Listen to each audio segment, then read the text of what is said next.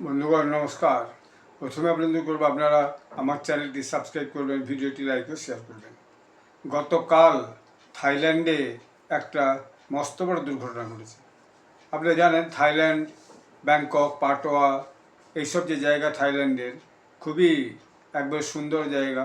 সারা পৃথিবীর শয়ে শয়ে হাজারে হাজারে ভিজিটার্স এইসব জায়গা ভিজিট করতে যায় এবং ভিজিটার্সদের জন্য বহু রকম মনোরঞ্জনের ব্যবস্থাও থাইল্যান্ডে আছে। এবং থাইল্যান্ডের এই ভিজিটার্সদের আসাটাই আসলে রেভিনিউ সরকারের একটা মস্ত বড় ইনকামের একটা মেন সোর্স অফ ইনকাম।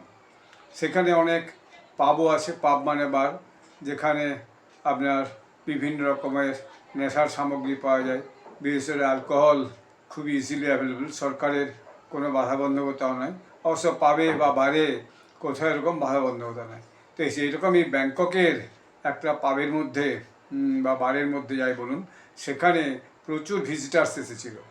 সেই ভিজিটার্সরা ছিল এবং ভিজিটার্সদের থাকা অবস্থায় সেই পাবের মধ্যে ভয়ানক আগুন লেগে যায়। সেই আগুন সারা পাবের মধ্যে ছড়িয়ে পড়ে।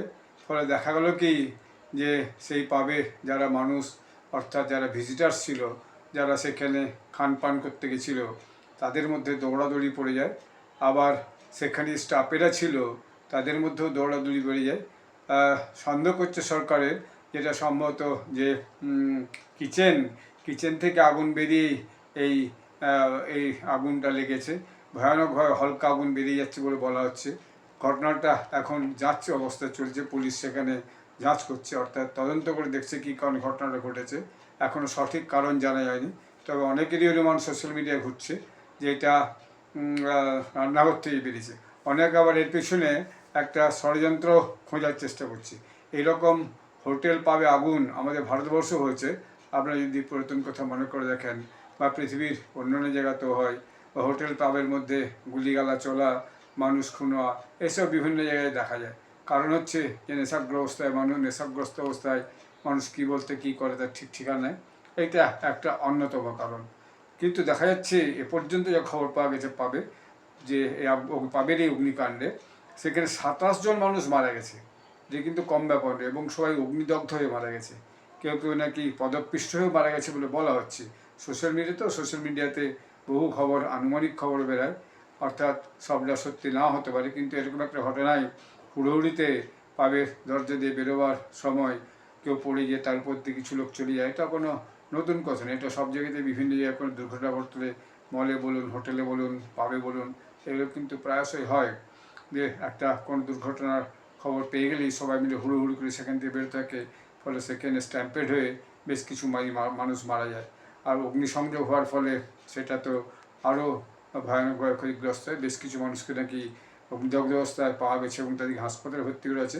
বিভিন্ন প্রত্যক্ষদর্শীরা তাদের মতামত বলেছে, সেই মতামতগুলো সোশ্যাল মিডিয়াতে খুব চলছে। কীভাবে পাবে আগুন লাগলো, কীভাবে তারা বহু কষ্টে সেখান থেকে বেরিয়ে এসেছে, এবং কিছু লোক নাকি শ্বাসরুদ্ধেও মারা গেছে বলে বলা হচ্ছে সোশ্যাল মিডিয়াতে, যেটা আমি দেখলাম বা পেয়েছি। এর সত্যতা পরে জানা যাবে নির্দিষ্ট করে, যদি সরকার ওখানকার কিছু বক্তব্য দেয়।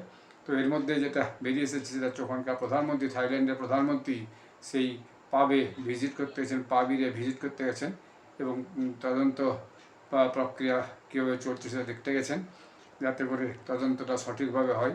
এটা অবশ্যই থাইল্যান্ডের যে ট্যুরিস্ট আগমন, সেই ট্যুরিস্ট আগমন এবং আগামী দিনে দেশের রেভিনিউ একটা বড় ধাক্কা খাবে।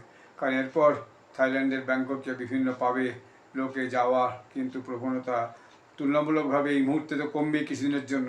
তারপর পরে আবার এসব ঘটনা ভুলে গেলে তখন আবার মানুষ যে হাজির হবে সেটা অন্য কথা।